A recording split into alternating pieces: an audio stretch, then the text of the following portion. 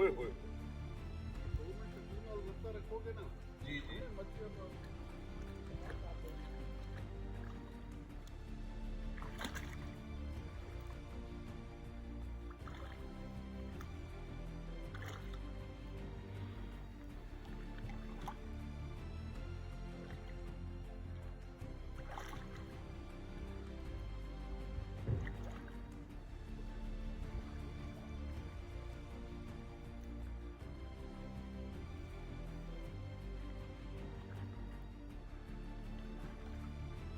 ਓਏ ਹੋਏ ਬਸ ਅੱਗੇ ਨਾ ਜਾਓ ਇੱਥੇ ਹੀ ਪੱਥਰ ਤੇ ਹੋ ਜਾਓ ਨਾ ਸਰ ਉਰਲੇ ਪਾਸੋਂ ਹੀ नहीं हो गया काम बस ਆ ਨਹੀਂ ਹੁਣ ਤੇ ਕੰਮ ਹੋ ਗਏ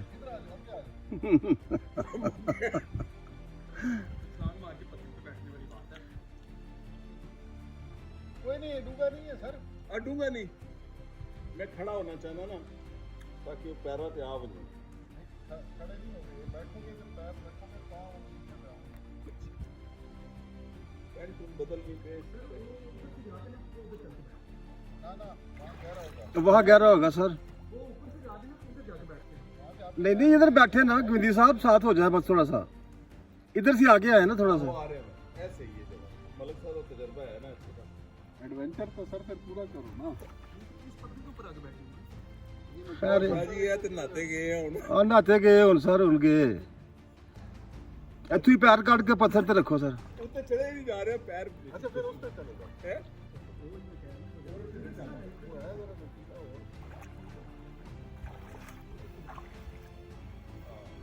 सर गर्मियों में हम इसी में लेटे रहते हैं कपड़े उतार के पैंट के अंदर भी बदल वहाँ हमारी चाय बन रही होती है सर वो खोल के ले जाओ मच्छी नहीं मच्छी इसे मच्छी जो है गर्मी में अब मच्छी जो है आगे चलते आगे साफ चले आ जाओ नहीं मैं फाड़ आ जाओ गिले हो गए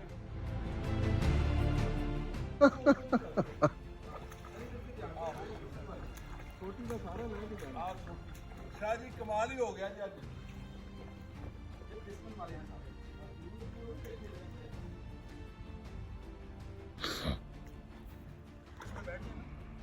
हाँ हाँ बैठे अपने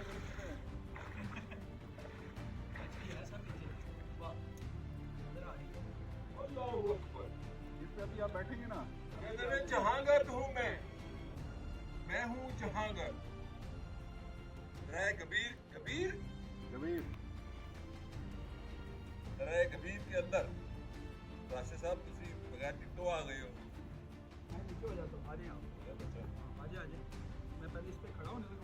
स्लिप ना होई मैं ते देख पैंट बदली गई है इधर देखो कोई गल नहीं सर पैंट चेंज हो जाएगी एंजॉय करो ये तो नहीं गिरेगा कहीं इधर उधर होगा नहीं नहीं ये हम तो ये सब तो बल्लोगरा तो दियो ता तो लो जी इधर आएंगे ना मच्छियां आणगे पैर डिप करना पड़ेगा तो पैर टिप करा ना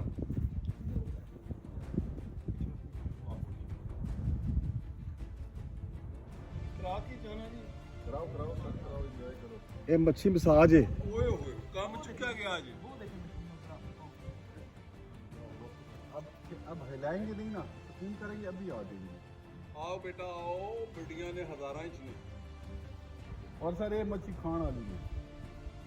ये सिर्फ लून ला के ना बर्फी बर्फी आइया आ रही हैं दसन गई ने काफी सारियां इधर की आनी 2 मिनट स्पिन करोगे ना ਅੱਜ ਲੰਮੇ ਜਸ਼ਨ ਹੋਣਗੇ ਬੱਕਰੀਆਂ ਨੱਚਣਗੀਆਂ ਤੇ ਕੰਜਰੀਆਂ ਸਿਬਾਉਣਗੀਆਂ ਪੈਂਟਾਂ ਬਦਲੀਆਂ ਜਾਣਗੀਆਂ ਤੇ ਇੰਟਰਵਿਊ ਵੀ बकरे नचा देंगे कजरियां खो देंगे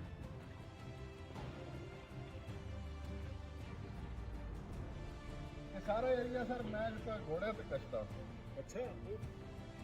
मैं 5-5 दिन इस जंगल ही गायब हो जाता हूँ घोड़े पे ये सारा रिवर में कॉबे स्टाइल राइफल कॉल होती है तो ਕਿੱਥੇ ਜਾ ਟਿਕਦਾ ये समाज तो फिर दरिया सिंध ਅੱਛਾ लेकिन ये जी अपर वैली है ना सर बहुत ਅਪਰ ਵੈਲੀ ਇੱਧਰ आप तीन जाओ ना ਅੱਛਾ ਕਨੱਡੀ ਤੋਂ ਜਿਹੜਾ ਦਰਿਆ ਨਜ਼ਰ ਆਉਂਦਾ ਇਹੀ ਹੈ ਉਹਦੀ ਇੱਕ ਸ਼ਾਖ ਇੱਧਰ ਜਾ ਰਹੀ ਨਾ ਕਿੱਧਰ ਆ ਰਹੀ ਕਨੱਡੀ ਤੋਂ ਥੱਲੇ ਲੱਥੇ ਇਹ ਇੱਧਰ ਵਾਲੀ ਸ਼ਾਖ ਮੱਛੀ ਆਈ ਆ ਰਹੀਆਂ ਜੀ ਉੱਤੇ ਆ ਰਹੀਆਂ ਨੇ ਹੁਣ ਕੋਈ ਖਬਰ ਐਲੀ ਤੇ ਹੈ ਬੇਟਾ ਆ ਜਾਓ ਇੰਨੀਆਂ ਇੰਨੀਆਂ ਥੱਲੇ ਨੂੰ ਰਾਂਝ ਨਾ ਵੱਟੇ ਤੇ ਨਹੀਂ ਟੱਚ ਕਰਨਾ ਪੈਰ ਉੱਪਰ ਦੇਖੋ इतना साफ है कि पानी के बुलबुलों के भी नीचे साया वो बन रहा है। सर ये थेरेपी है ना खामोशी से आपको दूर सुने ना आपकी सारी टेंशन है गई वाटर म्यूजिक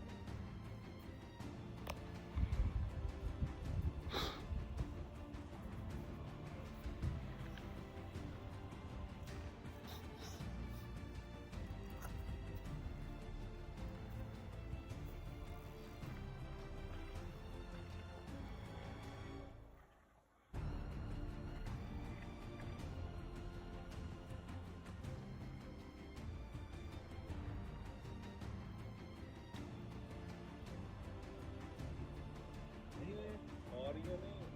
काफी कुछ है वो देखिएगा